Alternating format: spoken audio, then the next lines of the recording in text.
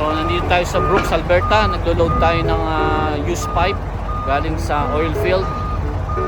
Yan, niloloadan na ako. So ipapakita ko sa inyo kung paano nila niloload at kung paano ko sinisecure ang mga pipes na yan para safe ako sa biyahe at hindi guguho at hindi hahagis sa akin if in case mag sudden break ako. So kita-kita tayo dun sa likod.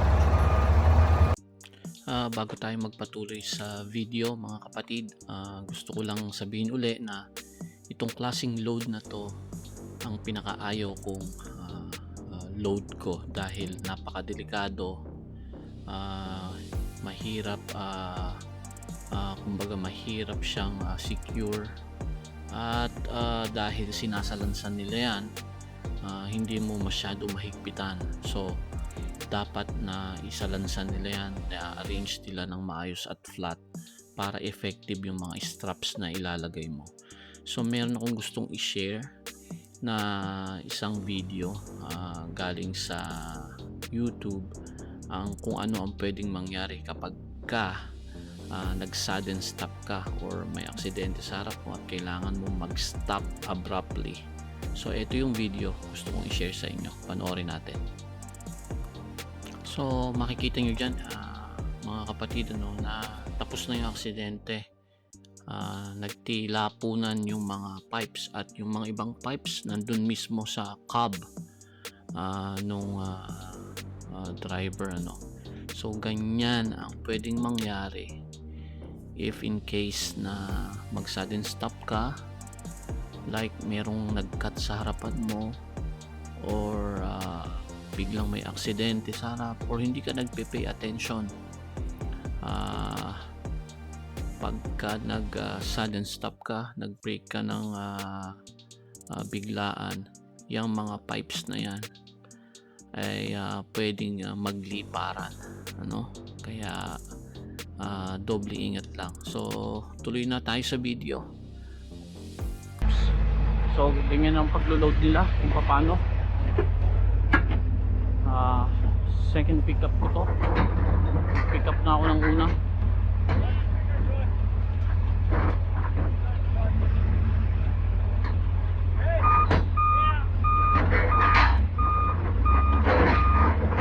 Takot yan pag naipit yung daliri mo. So kailangan yan pantay-pantay, kasi pag hindi pantay-pantay yan, hindi ko mahihigpitan ng straps. So kailangan level yan. Doon medyo nakaangat doon pero lalagyan naman namin ng damage.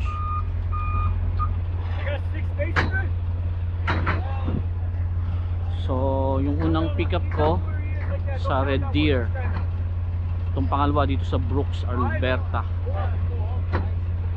So itong mga worker dito, yan may mga edad na yung dalawa. Yung isa medyo bata-bata pa, pero ito yung trabaho nila. Itong mga pipes na to sa oil field galing yan. These are pipes from oil field, right sir? Yeah, okay. So kung makikita nyo mga kapatid, yan, sinisikap nilang maging flat lahat ang pagkamada nila, kasi pag nilagyan mo yun ng straps, ang sasayaran lang talaga ng mga straps is yung nasa ibabaw at yung nasa gilid, at ginagawa nila yan na parang pyramid. Kung makikita nyo dun sa bandang side na medyo nakaslanting siya, ayan kasi parang pyramid style yan, para nang sa ganon masalansan sila ng hindi gumuguho. At dahil doon, kailangan hindi masyado mahigpit ang straps mo, or else lalabas yan, mawawala sa pagkakamada yan, guguho siya. At kung iisipin mo rin, dahil nasasayaran lang ng straps is yung nasa taas at sa gilid, yung nasa gitna niyan, yung palaman niya ng mga pipes na nasa gitna, bakal sa bakal, napakadulas niyan. So kapag nag sudden stop ka, nagpreno ka, yun ang kauna-unahang mag-slide forward, parang arrow papunta dun sa iyong cab, at tatagos yan sa lakas ng inertia, ng pag nag-stop ka ng biglaan, sisibatan yan papunta sa iyo, kaya napakadelikado. So these pipes are useless already, eh? Yeah. They gonna reprocess it. Yeah. Okay.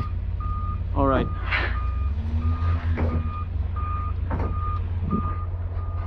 So mga used pipe yan sa oil field, na i-recycle nila para maging pipe uli. Hindi pantay-pantay, oh. Minadali na ibagsak kasi. Yung nag-load sa may Red Deer magaling, eh. Pantay-pantay talaga.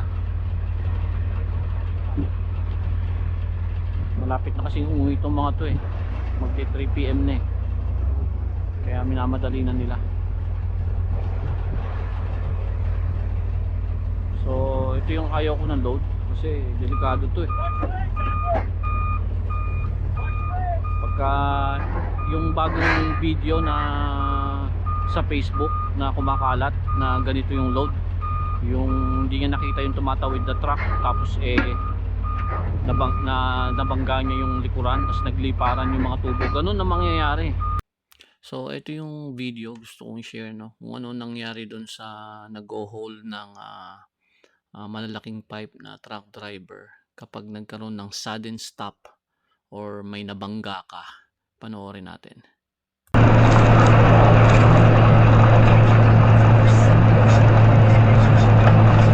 Makikita natin dyan, kapatid, ayun na yung truck, oh. Tumatawid na siya. So tignan natin kung ano mangyayari. Really? Idiots. God damn it. God damn. That dude is not okay. So nakita natin kung anong pwedeng mangyari kapag nag-sudden stop ka or meron kang nabangga, kagaya nung napanood natin sa video, no? Ilang beses ko yung pinanood at ina-analyze ko sa sarili ko kung sino ba yung may kasalanan, ano. At nakita ko, obviously, ang malaking percentage ng may kasalanan is yung tumawid na truck. Dahil remember, right of way nung truck driver na nagta-travel sa main road, ano, at siya ay liliko. So you need to make sure na libre ang kalsada na tatawiran mo dahil mahaba yung truck mo, no. But then partly meron din kasalanan yung driver na nag-hold ng pipe, kasi binilang ko yung seconds, eh, kung nagpe-pay attention siya ng husto beforehand, makikita niya na yan na merong truck na nag-a-attempt na tatawid, no. Binilang ko doon sa time na nakita ko sa video, sa video ko pa to nakita, na bago yung impact is around 6 to 8 seconds. So merong time para mag-slow down yung truck driver. But then it is what it is, nangyari na yon. Kaya napaka-importante na nagpe-pay attention tayo sa kalsada. Kaya nasabi ko na ayaw kong load na to dahil yung risk na meron kapag nagmamaneho ka na merong mga pipes sa likuran mo. So tuloy natin ang video. Kapag merong aksidente, pag ganitong load mo, nakakatakot. Kaya dito extra careful talaga. So yeah, okay, I'll just put maybe 6 Straps? yeah, and then how many pipes on top? I just put 24. 24, so it's probably going to be 4 tiers probably. Okay, So you would put probably 4 straps on the bottom here? yeah, 4 straps, and then the rest is on the top Oh, of you making a video? the tiers. Yeah, That's Andrew, look. yeah, Andrew, and your name, sir? Jim. Jim? And there's Russ. Russ, you'll be in YouTube. I'm doing a small channel in YouTube Okay. regarding my work, my kind of work and So everything. what's the site? Huh? What site is it? It's Manibelang Pinoy. It's in Tagalog. Is it Filipino language? Yeah, it's in Filipino language. My viewers are all Filipinos, so. I know. I got a Filipino who lives across the Oh, all right. There's a guy that buys firewood up. Okay. One more there. Sayang naputol yung usapan namin kasi lobat na siguro yung yung GoPro kasi nung chinik yung video wala na. So yan, kita nyo, nagbibilang ako dyan, tinatansya ko kung ilang straps ang ilalagay ko, and I'm making sure na flat yung paglo-load nila ng mga pipes. So yan, kumuha ko ng straps para i-ready ko na para pagka nilagyan na nila ng additional pipes doon sa top ng dunnage, pwede ko nang istrapan at isa. Watch out, watch out.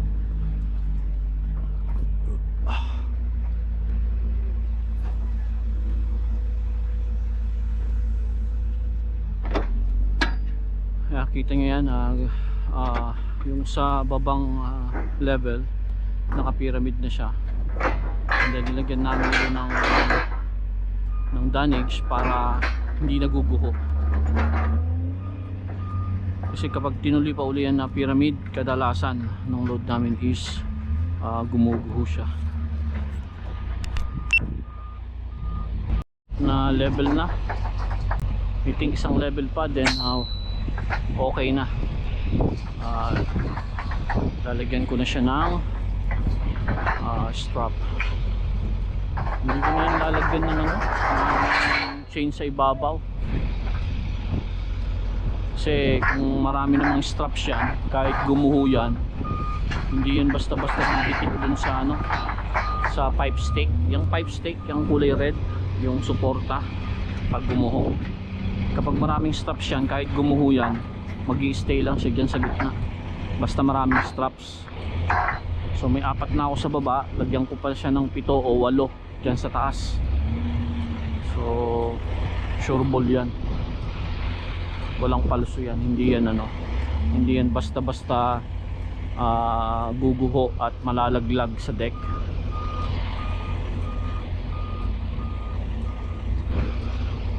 One more stack. Just a few more on top, I believe. All right. Looks like you might have about maybe 10 or so. That's the rack. That's the other rack will be empty.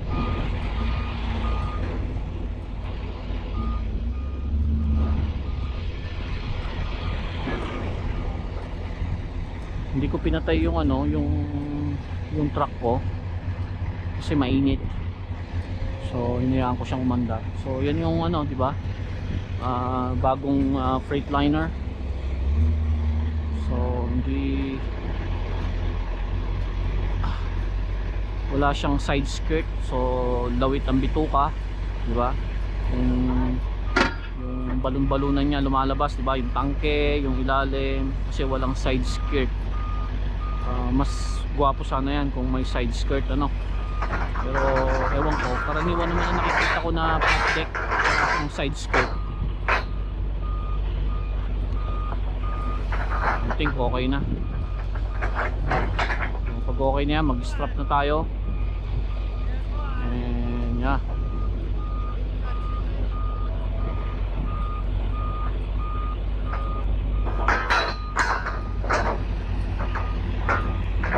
So yun lang mga kapatid, nakita ko lang kung ano yung load ko. Nakita nyo yan kung gaano kadelikado, patusok papunta dito lahat. So pag nag sudden stop ka dahil merong aksidente, may kumat sa'yo, may nabangga ka, lahat yan lilipad forward sa'yo. Baka tumusok pa sa'yo yan. Anyways, yan ang aking load. Kita-kita tayo sa daan maya maya lang. Maraming salamat mga kapatid.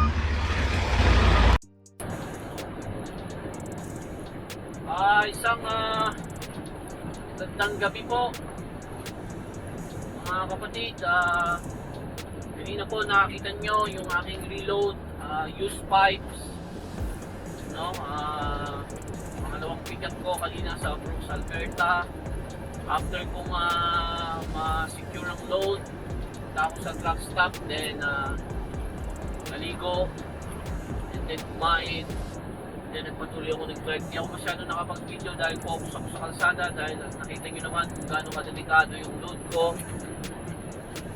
Kailangan na bantayan kong mabuti yung nasa harapan ko dahil hindi ako pwedeng mag-sudden stop or else lilipad lahat yung tubo na yun papunta dito sa akin, baka maging barbecue ako. So yun lamang po, maghanap lang ako ng makaparkingan ko para tapusin ang araw na ito at makapagpahinga. Meron pa ako natitirang 2 oras sa aking driving time. Meron pang 880 kilometers papunta ng Winnipeg sa aming yard. Bukas na ang dating ko. May maiiwan pa diyang around 800 kilometers. So kaya-kaya na yan bukas. Kita-kita po tayo bukas. If ever na may dadagdag pa ako sa video na to, bukas na po yun. At sa mga subscriber, please like po. Sa mga nanonood, please subscribe kung hindi pa kayo nakasubscribe. Malayo po ang mararating ng ating mga content dahil isasuggest po ni YouTube sa pamamagitan po ng mga like ninyo and share doon po sa mga body natin na nangangailangan ng information, inspiration, or para matibang at makita nila at malaman nila kung paano po ang buhay ng isang truck driver dito sa North America. Patuloy po kayong sumubaybay. Maraming salamat po sa inyong lahat. At palagi mong tandaan, mata sa kalsada, kamay sa kalibela. Kalibela po po. Hanggang